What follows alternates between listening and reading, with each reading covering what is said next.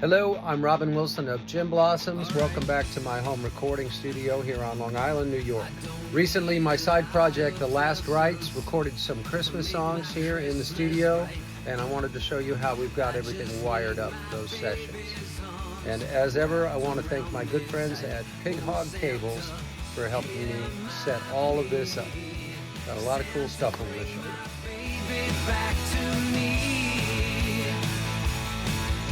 The Christmas tree is ready. We have a beautiful Ludwig classic maple drum kit with all new Pisces cymbals. Thanks again, Scott Hessel, Jim Blossom's drummer, for helping me put this together. The kit is really well mic'd up.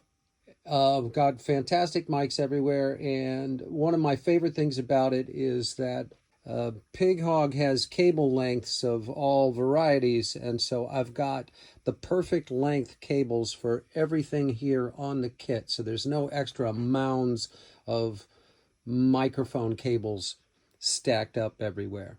So let me show you how we've got everything wired. Everything is wired into this 16-channel snake.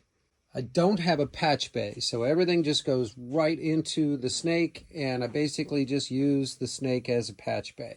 I created this chart of the snake so I could keep everything straight in my head and figure out how to change things or troubleshoot stuff. You can see here that input 1 on the snake is for kick 1, and it's a Shure 52 microphone.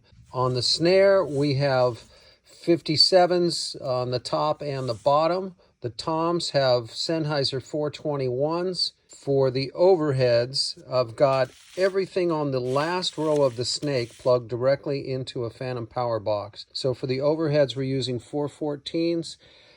For the hi-hat, we've got a Neumann 184, and on the outside of the kick, we've got another AKG 414. So everything is beautifully wired and beautifully mic'd up. I wanted to make sure that I had 2 mics on the kick drum, and I looked at a lot of different large diaphragm condensers, and then eventually I just decided I was going to get another 414. I love this mic. You cannot find a better large diaphragm condenser mic. So I wanted Sennheiser 421s on the toms. I got a Neumann 184 on the hi-hat. We've got 57s above and below on the snare, and inside the kick drum there, we've got a Shure 52. Everything goes into the snake, and then the snake goes all the way across the room to the back line. 4 of the channels of the snake are plugged into this Phantom Power box, and then the rest of it is going directly into our beautiful 12-channel Neve console. You can see on the Phantom Power, I designated which channel from the snake is going where. So this first Phantom Power channel is coming from snake channel 13 and going to Neve channel 6, and so on. Just to keep everything straight, I wrote everything down. Kick 1, kick 2 here. Snare 1, snare 2, tom 1, tom 2, overheads left and right, hi-hat, and then a room mic. And for the room mic, we used another AKG 414 set in a figure 8 pattern. It's approximately 15 feet away from the drum kit. Sounds awesome. For all the vocals and percussion, we used a Neumann M149, which is a fantastic microphone. That's wired into the Manley Vox box. And we also recorded all of the bass guitar directly into the Vox box. And it's a fantastic direct box for bass.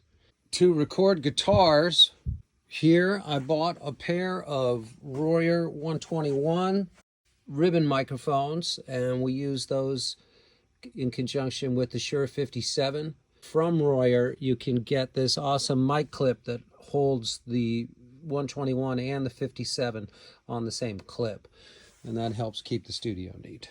And for recording acoustic guitars, we used 2 microphones, a Royer 121 and a Neumann 184, and we plugged those directly into the Apollo X4 mic pre's.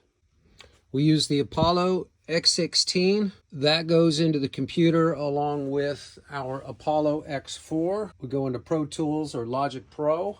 Here I've got a Mackie 8-channel headphone amp, and so coming out of the Universal Audio X16, I've got 2 different headphone mixes that we can send to this headphone amp. And then I've got extension cords from Pig Hog that allow us to put headphones anywhere in the room. It's all wired up beautifully. It all makes a certain amount of sense as long as we keep our eyes on this chart and all of this tape designating what's going where. The sessions came out great, and we all had a great time.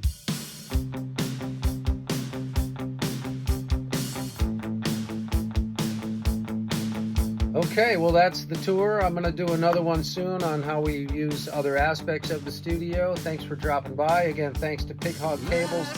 Everybody, rock away.